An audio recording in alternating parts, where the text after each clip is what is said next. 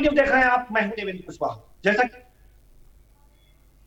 कि अब देश में हाईकोर्ट ने कोरोना को देखते हुए उत्तर प्रदेश सरकार को आदेश दिया था कि वह 5 शहरों में लॉकडाउन लगाए, लेकिन उत्तर प्रदेश की सरकार ने इससे इनकार किया है, हाईकोर्ट के आदेश से अपनी असहमति जताई है और अब सुप्रीम कोर्ट में जाकर के वह यह के खिलाफ, हाईकोर्ट के खिलाफ सुप्रीम कोर्ट में याचिका दाखिल की है कि हम इस आदेश को नहीं मान सकते, क्योंकि उसका कहना है कि हम जो गरीब तबके के लोग हैं उसकी आजीविका को भी ध्यान में रखना। तो अब सुप्रीम कोर्ट से क्या फैसला आता है, क्या नहीं आता है, हम उसका इंतजार करेंगे। लेकिन इस मुद्दे पर कि क्या यह जो राज्य सरकार है, योगी सरकार है, उसका यह फैसला कि हाईकोर्ट के आदेश को वो मानने से इनकार करे और उसके खिलाफ सुप्रीम कोर्ट में जाए, यह कोरोना के मामले को देखते हुए कितना उचित है, इस मुद्दे पर हम चर्चा के लिए हमारे साथ इस समय लाइव जुड़े हुए हैं हमारे एसोसिएट एडिटर मुकेश राव जी। स्वागत है आपका हमारे इस कार्यक्रम में। जी धन्यवाद जी। मुकेश जी, हम सबसे पहले आपसे यही जानना चाहेंगे कि आखिर कोरोना की महामारी जिस तरह से बढ़ रही है और जिस तरह से कोरोना दिन प्रतिदिन पांव पसार रहा है, एक नया स्ट्रेन सामने आ रहा है, एक नए नए रूप में वह सामने आ रहा है, उसको देखते हुए हाईकोर्ट ने जो आदेश किया है और यूपी गवर्नमेंट ने उस आदेश को मानने से इनकार किया है, इसे किस रूप में देखते हैं जी? जैसे कि उत्तर प्रदेश सरकार ने कल बयान जारी किया था और उसने बताया था कि जो गरीब लोग हैं उनके जीविकोपार्जन को देखते हुए संपूर्ण रूप से लॉकडाउन नहीं लगाया जा सकता। और आज सुप्रीम कोर्ट में सरकार अपना पक्ष रखेगी, जिसके लिए उसने अपना पिटीशन तैयार कर लिया है। और आपको पता है कि सारी सुनवाइयां ऑनलाइन हो रही हैं, इसकी वजह से इतनी देरियां हो रही हैं। कुछ देर में ही सुप्रीम कोर्ट में ये ऑनलाइन सुनवाई की जाएगी और उसके बाद सुप्रीम कोर्ट क्या फैसला लेता है, इसको सरकार फिर किस रूप में लेती है, ये देखने वाली बात है। लेकिन सबसे पहले ये देखने वाली बात है कि जो कल हाईकोर्ट ने जब फैसला दिया कि उत्तर प्रदेश के 5 जो बड़े शहर हैं और जहां भी कोरोना के मरीजों की संख्या लगातार बढ़ते जा रही है, वहां पूर्ण रूप से 26 अप्रैल तक सुबह 5 बजे तक लॉकडाउन लगाया जाए। जिसके बाद योगी सरकार ने यह फैसला लिया कि हम हाईकोर्ट के फैसले के विरोध में सुप्रीम कोर्ट जाएंगे। और वहां उन्होंने जो पक्ष रखा है, मेरे ख्याल से उन्होंने जो गरीब जनता है, जो लोग हैं, उनको ध्यान में रखते हुए उसने ये फैसला किया है सुप्रीम कोर्ट जाने का। तो कुल मिलाकर के ये देखा जाए कि अगर जो गरीब जनता को ध्यान में रखते हुए अगर जो राज्य सरकार ने फैसला किया है कि हम सुप्रीम कोर्ट जाएंगे, अगर वहां से भी उन्हें राहत नहीं मिलती है तो क्या मौके बचेंगे इनके पास जी? देखिए, सुप्रीम कोर्ट से अगर उनको राहत नहीं मिलती है तो उत्तर प्रदेश सरकार की मजबूरी है कि उसको लॉकडाउन लगाया जाए। अब सरकार उस लॉकडाउन को किस रूप में लगाती है, ये आने वाला समय ही बताएगा। कुल मिलाकर के अगर जो सुप्रीम कोर्ट से राहत नहीं मिलती है तो इनके पास कोई ऑप्शन तो और बचते नहीं है लॉकडाउन लगाने के। लेकिन जहां तक गरीब तबकों की बात करके राज्य सरकार सुप्रीम कोर्ट में गई, हम बात तो वहां से शुरू करते हैं कि आखिर क्या गरीब तबका जो है वो कोरोना के संक्रमण उसको भय नहीं है? क्या अगर जो कोरोना इस तरह से अपने भयानक रूप से अपना भयानक रूप दिखा रहा है और लोगों को लगातार संक्रमित करता जा रहा है, जैसे कि आज अगर जो आज के आंकड़े देखें तो 2,59,000 के करीब 24 घंटे में पूरे देश में नए मरीज संक्रमित हुए हैं, तो बहुत बड़ा आंकड़ा है। तो क्या इसमें गरीब नहीं आ सकते? अगर गरीबों को हो जा रहा है, अगर गरीबों को कोरोना गरीब कोरोना से संक्रमित हो जा रहे हैं, ऐसी स्थिति में जब अन्य लोगों को, जो पावरफुल लोग हैं, उनको बेड नहीं उपलब्ध हो पा रहा है, उनको हॉस्पिटल नहीं उपलब्ध हो पा रहे हैं, ऐसे में वो गरीब अगर जो संक्रमित हो जाएगा तो उसके लिए सरकार क्या करे? देखिए, स्थिति तो इस समय कोरोना को देखते हुए बहुत भयावह हो गई है और आप अन्य राज्यों में देख सकते हैं कि जो भी प्रवासी मजदूर थे, वो दोबारा अपने घरों की ओर लौटना शुरू कर चुके हैं। और जहाँ तक बात है देखो, गरीबों को कोविड होगा या नहीं होगा, कोरोना ये नहीं देखता है कि कौन गरीब है कौन अमीर है। उसको लोगों को संक्रमित करना है तो संक्रमित होना ही है। और जो इस समय जैसा कि बताया जा रहा है कि हवा के माध्यम से ये कोविड फैल रहा है, तो इससे तो स्थिति भयावह होती जा रही है। बिल्कुल। और जो गरीब अगर जो रोजगार के लिए बाहर निकलेगा, अगर बाहर निकलता है और अगर कोरोना से संक्रमित हो जाता है, ऐसी स्थिति में उस गरीब की हालत क्या होगी, उसके परिवार की हालत क्या होगी? तो क्या सरकार इस ओर विचार नहीं कर रही है, या सिर्फ ये गरीब एक बहाना है और पंचायत चुनाव कराना है, ये वाली स्थिति है? हालांकि हाईकोर्ट ने तो ये भी कह दिया है कि नहीं, पंचायत चुनाव होने चाहिए। जी, ये भी एक बात है कि पंचायत चुनाव होना चाहिए। इसके पहले योगी सरकार ने ही सुप्रीम कोर्ट से उन्होंने मांग की थी कि सुप्रीम कोर्ट हस्तक्षेप करे और पंचायत चुनाव को टाले।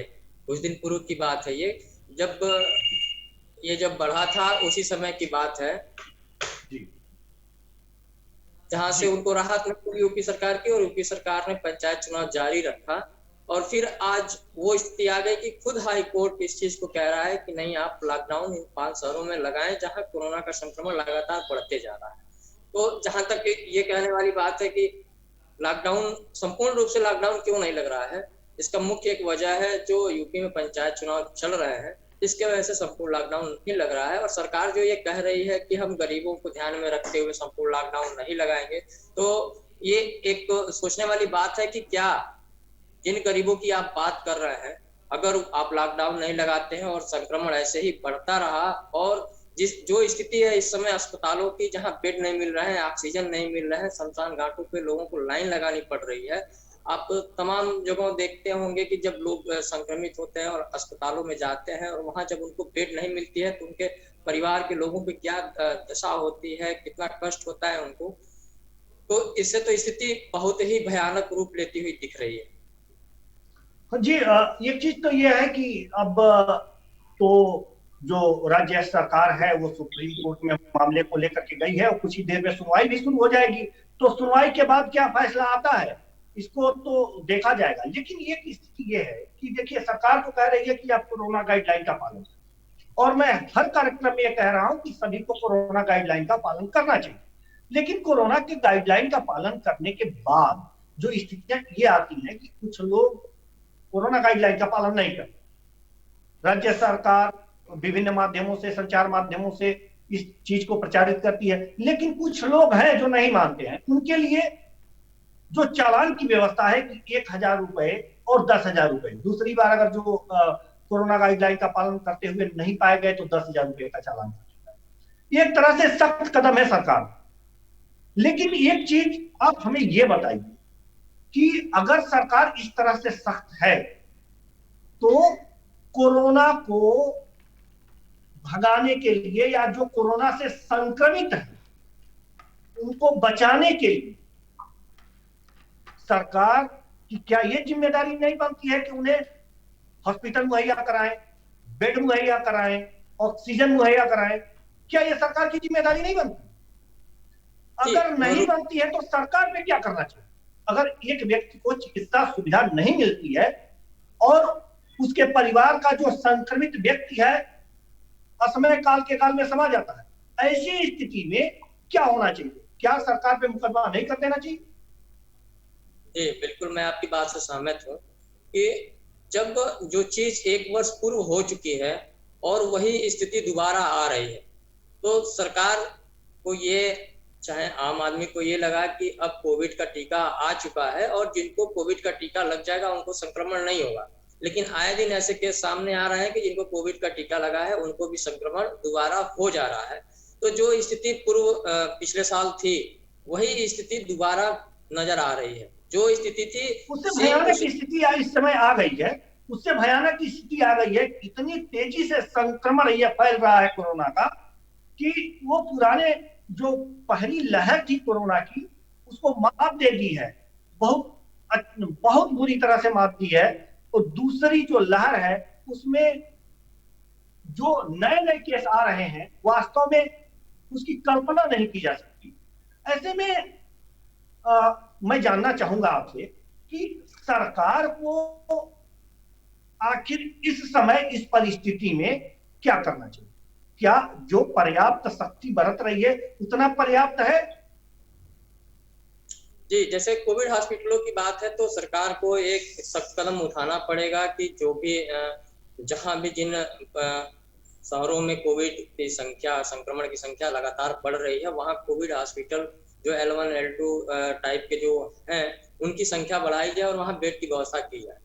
इस समय जैसे आप देख रहे हैं कि दिल्ली की स्थिति कितनी खराब है कि वहाँ के जितने आईसीयू बेड्स हैं सारे भर चुके हैं, वहाँ लोगों को भर्ती होने के लिए जगह नहीं है। वो स्थिति फिर यहाँ भी न हो। आप लखनऊ में भी देख सकते हैं कि लखनऊ में तमाम ऐसे अस्पताल हैं जिन्होंने लोगों को एडमिट होने पर पूर्ण रूप से रोक लगा दी है, लोगों को वो एडमिट नहीं कर रहे हैं। तो सरकार की पूर्ण रूप से जिम्मेदारी बनती है कि जो भी कोविड के हॉस्पिटल उन्होंने बनाया है, जो भी आइसोलेशन वार्ड बनाया है, उनकी संख्या में बढ़ोतरी की जाए और जो आईसीयू वार्ड है उनकी भी संख्या बढ़ोतरी की जाए। और सरकार को ये ध्यान देना होगा कि ऑक्सीजन जो इस समय 2-3 दिनों से आप देख रहे हैं कि हर तरफ से सुनने को आ रहा है कि यहाँ ऑक्सीजन की कमी की वजह से इतने मरीजों की डेथ हो गई, इस जिले में इतने मरीजों की डेथ हो गई। तो सरकार को इस पे भी पूर्ण सतर्कता से इस पे ध्यान देना चाहिए और कड़े से कड़े कदम उठाकर इन सब चीजों को भविष्य में न हो, इस पे कार्य करना होगा सरकार को। जी, सरकार को इस पे कार्य करना चाहिए और कार्य करना होगा। और चूंकि स्थिति इतनी विकराल होती जा रही है कि तत्काल कदम उठाने की जरूरत है। लेकिन फिलहाल आपको क्या लगता है कि क्या जो 5 शहर हैं जिसमें कोरोना संक्रमण बड़ी बुरी तरह से लोगों को प्रभावित कर रहा है, संक्रमित कर रहा है, यहाँ पे लॉकडाउन होना चाहिए? जी, जिस तरीके से संक्रमण लगातार बढ़ रहा है और जैसा कि आपको पता है कि टीकाकरण भी हो रहा है, बावजूद इसके भी संक्रमण लगातार बढ़ रहा है। तो जिन शहरों में भी संक्रमण की संख्या लगातार बढ़ोतरी होती जा रही है, वहां लॉकडाउन लगाना चाहिए। जी, यानी कि आप भी इस तरह से सहमत है, इस बात से सहमत है कि हाई कोर्ट का जो आदेश है, अगर तो जन स्वास्थ्य को ध्यान में रख करके ये दिया गया आदेश है, तो इसे राज्य सरकार को मानना चाहिए। कहीं ना कहीं एक चीज जो महामारी आई हुई, कहीं ना कहीं हमारे स्वास्थ्य विभाग पर, चिकित्सकीय सुविधाओं पर और सरकार की मंशा पर भी सवाल खड़े करती है कि आज हमारी स्थिति, हालांकि हाईकोर्ट ने भी इस पर टिप्पणी किया है कि आज हम अपने आप को विकास की ओर मानते हैं, लेकिन जहां चिकित्सा और शिक्षा जैसी व्यवस्थाएं हम पर्याप्त मात्रा में उपलब्ध न करा पाते हो अपने नागरिकों को, तो हमें विकास के मामले में अपने आप को पूर्ण नहीं मान लेना चाहिए और हम कहीं ना कहीं विकास में पीछे ही हैं। जी, क्या लगता है? जी, जैसे कि हाईकोर्ट ने टिप्पणी की है इस पे ध्यान देने वाली बात है और ये सही भी है, क्योंकि जो चीज जिस परिस्थिति से हम गुजर चुके हैं, जिन परिस्थितियों को हमने झेला है, वो स्थिति दोबारा उत्पन्न हो रही है। तो कहीं ना कहीं इसमें सरकार की विफलता नजर आ रही है। अगर प्रदेश सरकार, केंद्र सरकार इस चीज पे जो बीच में कोरोना संक्रमण की स्थिति जो थी नियंत्रण में थी, उस समय नहीं बढ़ा, तो सरकार को चाहिए था कि उसी समय वो इस तरीके से कदम उठाए कि जब भी इस तरीके का दोबारा कभी माहौल क्रिएट होता है, तो संक्रमण की संख्या में बढ़ोतरी होती है, तो तत्काल उस पर कार्रवाई करने के लिए उनको अलग से कोविड हॉस्पिटल या जो भी चीजों की व्यवस्था करनी थी, वो सरकार को पहले से करके रखनी चाहिए थी। लेकिन सरकार को लगा या आम आदमी को भी लगा कि संक्रमण जा चुका है, टीके आ चुके हैं, अब ये संक्रमण दोबारा फिर नहीं बढ़ेगा। तो कहीं ना कहीं इसमें लापरवाही नजर आ रही है। कहीं लापरवाही है और चूक है और शिथिलता है।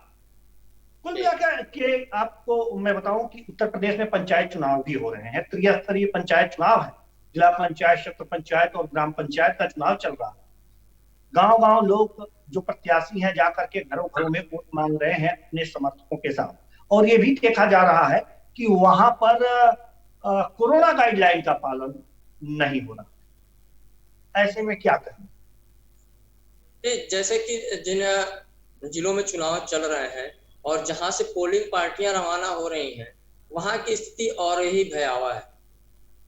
लोगों में सोशल डिस्टेंसिंग का पालन करने का जो कोरोना गाइडलाइंस हैं, सरकार चाहे जिला प्रशासन जो भी है वो कह रहे हैं कि हम इस चुनाव में जब भी पोलिंग पार्टियां रवाना कर रहे हैं या पोलिंग पार्टियां जब मतदेय स्थल के लिए रवाना हो रही हैं जा रही हैं तो हम कोरोना गाइडलाइन का पूर्ण रूप से पालन कर रहे हैं। लेकिन हमने कई जिलों में देखा कि वो स्थिति नहीं थी, बहुत ही भयावह स्थिति थी। लोग एक दूसरे के अगल बगल बैठ के काम कर रहे थे, जहाँ की सोशल डिस्टेंसिंग की पूर्ण रूप से जो कहा जाए कि धज्जियां उड़ाई जा रही थी। पोलिंग पार्टियों की बात अगर जो हम अभी किनारे कर दें, पोलिंग पार्टियों की बात अगर जो हम किनारे करते तो अभी चुनाव प्रचार चल रहा है। कई चरणों में जो हमारा पंचायत चुनाव है वो है, तो कई जगह चुनाव प्रचार चल रहे हैं। प्रत्याशी अपने समर्थकों के साथ गांव घर घर जाकर के संपर्क कर रहे हैं। ऐसे में कई लोगों के मुंह पे न तो मास्क है न ही सैनिटाइजर का प्रयोग कर रहे हैं। ऐसे में क्या सोचते हैं आप? जी देखिए, जैसे कि ग्रामीण अंचल है, लोगों को लगता है कि गांव में संक्रमण कम फैलता है, लेकिन अगर हम भीड़ में जाते हैं 10 लोग 15 लोग के 7 लोग जो भी प्रत्याशी हैं, ऐसा नहीं है कि कोई भी प्रत्याशी अगर चुनाव मैदान में हो तो वो अकेले या 2 लोगों के साथ प्रचार करता होगा, क्योंकि उनको ये लगता है कि अगर हमारी संख्या लोगों की हमारे साथ संख्या कम होगी तो लोग समझेंगे कि इनके साथ कोई जनता का सहयोग नहीं है, लोग इनके पक्ष में नहीं है। तो उन सब चीजों को ध्यान में रखते हुए लोग कोरोना गाइडलाइन की धज्जियां भी उड़ा रहे हैं, पालन नहीं कर रहे हैं। और आए दिन जब भी हम जिलों में गए हैं, हमने अभी जैसे गांव की सरकार के अंतर्गत हमने 2-3 जिलों का भ्रमण किया था, वहां हमने देखा था कि ना किसी के मुंह पे मास्क है ना कुछ है। लोगों से कहने पे लोग कहते थे कि हमको प्रत्याशी मास्क उपलब्ध कराएंगे। तो कहीं ना कहीं जहां जितने जिम्मेदार प्रत्याशी हैं उतने जिम्मेदार वहां के ग्रामीण और आम जनता भी है, जो जिनको ये लगता है कि तो हम उनको ये भी समझना चाहिए, उनको ये भी समझना चाहिए कि शरीर आपकी है और मास्क आपको लगाना चाहिए। अगर प्रत्याशी आपको मास्क उपलब्ध नहीं कराता है तो शरीर तो आपकी है, आपके पीछे लोग हैं, आपके परिवार, आपका परिवार है। ऐसे में मास्क अगर जो स्वयं लगा लेते तो उसमें कोरोना का जो संक्रमण है उसका भय जो है वो कम हो जाता। लेकिन ये जो जागरूकता है ये गांव में नहीं दिख रही। एक चीज और मैं जानना चाहूंगा मुकेश जी कि जो गांव में प्रत्याशी हैं, अगर वो कोरोना गाइडलाइन का पालन नहीं करते हैं तो ऐसे में सरकार की तरफ से क्या व्यवस्था जी, तो चुनाव आयोग जी मेरा व्यक्तिगत मानना है जी कि शासन ने कहा है, प्रशासन ने कहा है कि कोरोना गाइडलाइन का पालन करते हुए ही आप चुनाव प्रचार करेंगे, तो उसमें एक लाइन ये भी जोड़ना चाहिए था सरकार को या प्रशासन को, जिला प्रशासन जो भी चुनाव अधिकारी है उस जिले के, उनको ये भी जोड़ना चाहिए था कि यदि किसी प्रत्याशी द्वारा कोरोना गाइडलाइन का पालन नहीं किया जाता है, कोरोना गाइडलाइन का धज्जी अगर उड़ाई जाती है या उसको मानने से इनकार किया जाता है, तो उनका पर्चा जो है, जो उन्होंने नामांकन किया है, उसको निरस्त करते हुए निकाल दिया जाए जी। तो इस तरीके से अगर ये होती तो प्रत्याशियों के मन में भी भय होता और वो उनको डर भी लगता कि हमारा कहीं नामांकन निरस्त न हो जाए। इसके लिए उनकी मजबूरी होती कि वो कोरोना गाइडलाइन का पूर्ण रूप से पालन करते हुए अपना चुनाव प्रचार करते, लेकिन ऐसा कहीं देखने को नहीं मिल रहा है कि प्रत्याशी कोरोना गाइडलाइन का पालन कर रहे हैं। नहीं, कुछ जगहों पे कुछ प्रत्याशी कर रहे हैं, लेकिन कुछ जगहों पे एकदम कोरोना गाइडलाइन की धज्जियां उड़ाई जा रही हैं प्रत्याशियों के द्वारा और उनके समर्थकों के द्वारा। कुल मिलाकर के ये देखा जा रहा है कि अगर जो गांव में इस तरह की बातें हैं और तो उसके पीछे एक जो बंगाल चुनाव है, बंगाल विधानसभा चुनाव, उसका एक फैक्टर पीछे काम कर रहा है। अगर आप किसी से पूछ लें कि आखिर आप कोरोना गाइडलाइन का पालन करते हुए अपना चुनाव प्रचार क्यों नहीं कर रहे हैं, या जिनके साथ हैं, हो सकता है कि आपको कोरोना संक्रमित करते, आपका स्वास्थ्य खराब हो जाए, तो जवाब एक ये आता है कि पश्चिम बंगाल में देखिए चुनाव हो रहा है और वहां तो बीजेपी जिनकी सरकार है, केंद्र की सरकार है, कोई कोरोना गाइडलाइन का पालन नहीं कर रहे हैं, रैलियां हो रही हैं, भीड़ इकट्ठी हो रही है, आप वहां तो कुछ नहीं कहते। यहाँ 4 लोग 10 लोग अगर जो एक साथ जा रहे हैं तो आप यहाँ कोरोना गाइडलाइन का ढिढोरा पीट रहे हैं। ऐसी बातें सामने आ रही हैं। क्या ये कोरोना गाइडलाइन से जो बंगाल का चुनाव है, क्या जो उत्तर प्रदेश में जो पंचायत के चुनाव चल रहे हैं उसमें कोरोना गाइडलाइन का पालन न करने का एक कारण ये भी हो सकता है?